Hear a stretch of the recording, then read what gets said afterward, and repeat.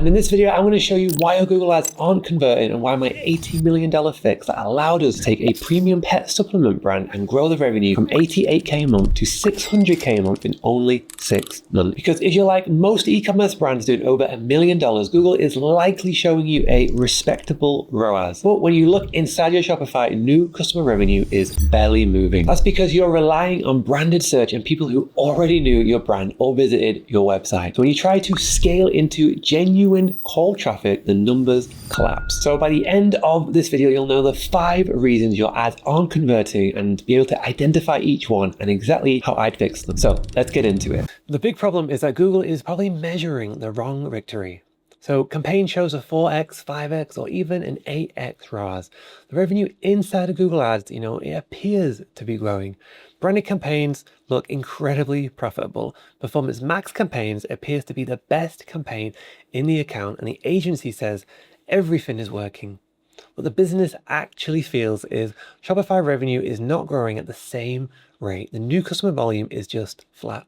And Meta is still responsible for creating most of the demand. The second Google spend increases, the blended profitability gets worse. If Google spend drops, the total store revenue barely changes. The central distinction is that these two are completely different things, capturing demand and creating incremental new customer revenue.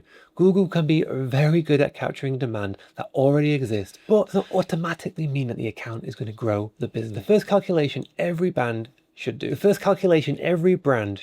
it's the Google ad spend divided by the new customers generated. I give you your new customer CPA. Then calculate the new customer revenue divided by the total Google ad spend, which gives you your new customer ROAS. Now compare that with your average order value, your gross margin, your contribution margin, your repeat purchase rate, your customer lifetime value, your required payback period. So you know these numbers, you don't know whether Google Ads is actually converting profitably. You only know what Google is taking credit for. Reason 1 is you're mistaking branded demand for acquisition. So what is happening is a huge percentage of e-commerce Google ad accounts rely on branded search, branded heavy performance max campaigns, dynamic remarketing, returning customers, people searching for a specific product after seeing it on Meta, customers who have already received an email or SMS. These users convert at a very high rate because the difficult marketing work has already been done. So you already know the brand, they know the product, they trust the product, they may already have the product in their mind, and Google simply arrives at the end of the journey to take all of the credit. So why this stops account from scaling? When you increase the spend, Google eventually runs out of easy conversions. So why does this stop the account from scaling? When you increase the spend, Google eventually runs out of those easy conversions. It then has to find colder users. Colder users behave completely different. They do not know your brand, they don't understand your product, they are comparing alternatives, they are more price sensitive, they need more proof, they have more objections. This is why the campaign can look profitable at 30K a month, but collapses at 80K a month. The extra spend is not reaching more of the same person. It is reaching a harder person to convert. So here's how to diagnose it. First thing to check is a percentage of spend going towards branded terms, percentage of revenue coming from returning customers, performance max campaign categories, brand inclusions and exclusions, remarketing audience usage, new versus returning customer revenue, Shopify first order data, and revenue changes when branded campaigns are reduced. So a simple test is if you ask yourself, if I turned off this campaign for 7 days, how much total Shopify revenue would actually disappear? If Google Ads revenue drops dramatically, the Shopify revenue barely changes. The platform was likely taking credit for sales rather than creating the sale. The fix is to separate branded search terms from the acquisition channels, excluding the branded terms from whole campaigns wherever possible, separating the remarketing from the prospect, set new customer reporting as the main scorecard, create an agreed new customer CPA target, judge campaigns accordingly to incremental growth, not just reported ROAS. Reason 2, your product feed does not sell the product. So what most brands do is they upload the product name from Shopify, a plain white background image, a generic description, the default product category, and whatever information was already on the website. Then they just expect Google Shopping to just create demand. But your product feed is effectively your advert. For many shopping users, the product title and image are the very first and sometimes only piece of information that they see before deciding whether to click. Now this matters because if you have a product title like daily supplement 60 capsules, this tells the customer nothing. It does not explain, who it's for, what problem does it address, what the mechanism is and why it's different. The image has the same problem. A bland image may technically show the item, but it does not communicate the desired outcome. So how we fix this for a premium pet supplement brand is the account was spending money on weak product titles, poor categorization, unqualified searches, generic product information, and products receiving almost no meaningful traffic. After rebuilding the feed, the click-through rate increased by 34% in a week. Brand CPC went from 140 click to 22 cents.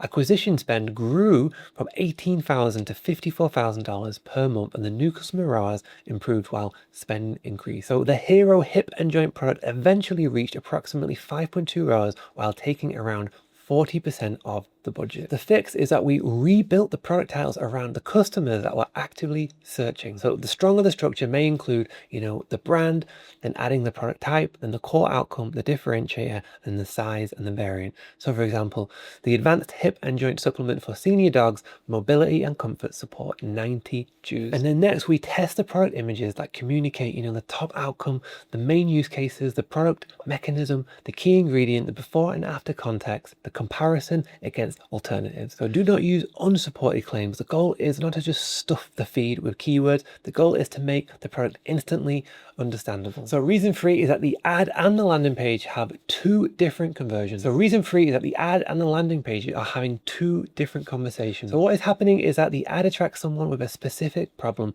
and then the click sends them to the generic collection page or product page. So for example, the best supplement for older dogs struggling with stairs, but then the customer lands on a page like premium pet wellness product. So this has completely lost the message match. The visitor has to work out which product is relevant, whether it solves their specific problem, how it works, whether it's suitable for their dog, why it costs more than all of the other options, and what to do next. Most people will definitely not do the work and they will leave. So why Google Ads cannot solve this? So Google can find someone searching for the right problem, but cannot force your website to explain the solution properly. It cannot fix a weak product positioning, generic copy, poor visual hierarchy, missing proof, confusing navigation, an unclear offer, and a mobile experience that hide the product and the CTA. So once the click happens, those are actually business and marketing problems, not campaign setting problems. The main fix here is actually build pages for traffic intent. So your highest spend on the non-brand themes should not at all land on a generic page. Build specific pages for product aware searches, product category searches, comparison searches, competitor searches,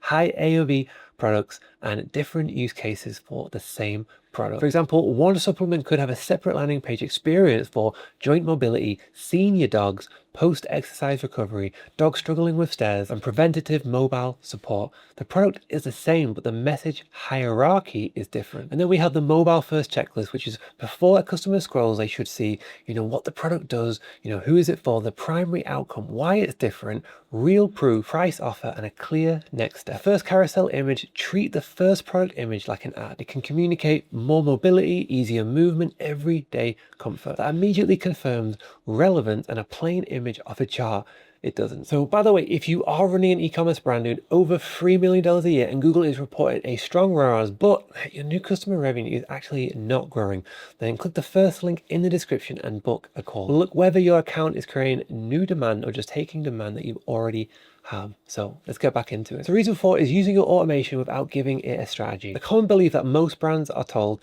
is that launch Performance Max, feed Google more conversion data, let smart bidding learn, increase the budget slowly, and avoid making too many changes. This is usually framed as the safe and sophisticated approach, but automation is not a strategy. Automation simply makes decisions using objectives that the data you give it. If your conversion data is mostly branded search, returning customers, remarketing purchases, and existing demand, Google learns and finds more of those people. This may improve the ROAS whilst you're doing it for a little bit, but there's no new customer growth. And this is why Performance Max often hides the problem. So Performance Max blends everything together. It's the shopping, search, display, YouTube, Gmail, Discover, brand traffic, remarketing, and prospecting. This makes it very easy for warm conversions to cover up weak cold performance. The blended number looks healthy. You cannot clearly see, which queries created new demand, which audiences were generally cold, which assets drove qualified visitors, how much money was actually spent defending the brand, and whether the account could scale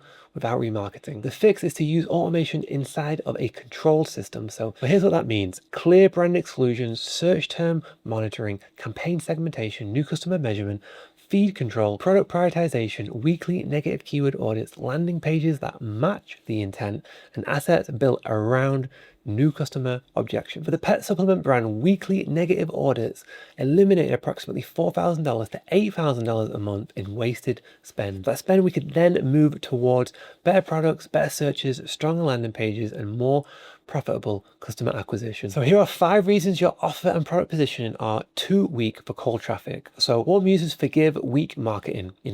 Returning customers may buy because they have purchased before, they trust the product, they know the brand, they already understand the value. But a cold user needs a page to make the case. They need to understand why the product exists, why the problem matters, and what is the solution, why is it different, why is it worth the price, why they should trust the company, and why should they buy now. The product is perceived through the marketing. Customers cannot experience an e-commerce product before buying it.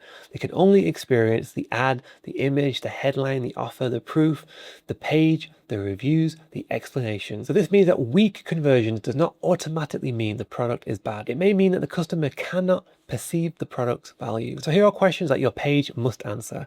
Why should I buy this instead of the cheaper option?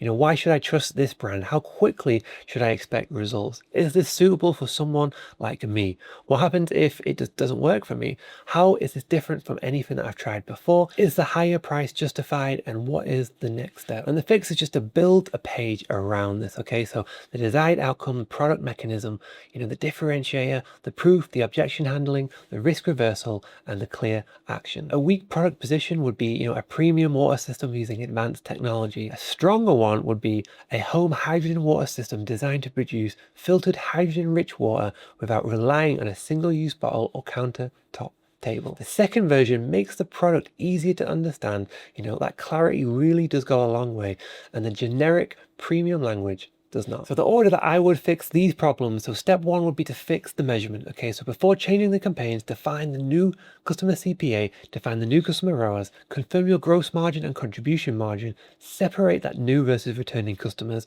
establish the realistic playbook target. Otherwise, you may just optimize the account towards a metric.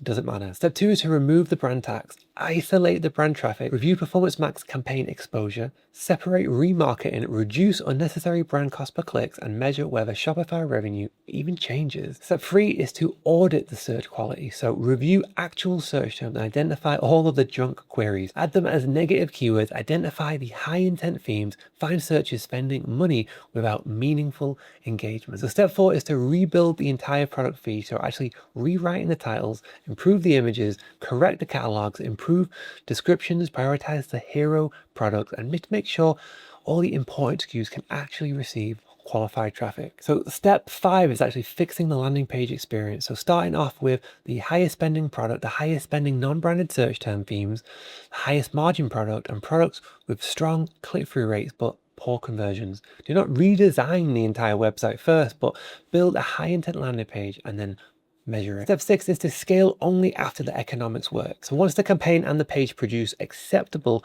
new customer CPAs, new customer ROAS, contribution margin, conversion rates, then increase the spend. Scaling a broken system does not fix it, and it simply reveals the problems faster. So what good Google ad performance actually looks like is a healthy account should be able to answer how many new customers did Google actually create, what did the new customers cost, what was the revenue from those new customers, how much spend went towards the brand, how much went to cold acquisition, which products created the most contribution margin, which search themes brought in qualified traffic, which landing pages converted those visitors, and what happened to the total Shopify revenue when the spend increased. So Echo Water, for example, the account started off with no campaigns, no conversion history, no existing Google ad momentum at all, a high AOV product ranging from approximately $399 to $1,500. A brand and Gary Brecka searches were completely excluded by design. So the account progressed approximately from 42K a month at a 3.1 new customer ROAS, then to 120K a month at a 4.1, to 180K a month at a 4.1. 0.3 new customer ROAS. In the final phase, the spend increased by approximately 40% whilst the ROAS improved. So that is what scaling looks like: more core customers, more revenue, and economics that remain healthy as the ad spend increases, not a dashboard filled with branded conversions. So now you know why your Google Ads probably isn't converting. And if you're an e-com brand owner who is serious about scaling, Google Ads will integrate directly into your brand and build an entire Google Ads acquisition system. The campaigns, the product feed, the landing pages, the tracking, and the customer assets needed to profitably reach cold buyers. So if you're running an e-com brand doing over 3 million a year, click the first link in the description and book a call to see if we are a fit. And if you want to see exactly how I use Claude Code to build an e-commerce landing pages without waiting weeks for a designer or a developer, then click the video on the screen right now. And I will see you on the next one.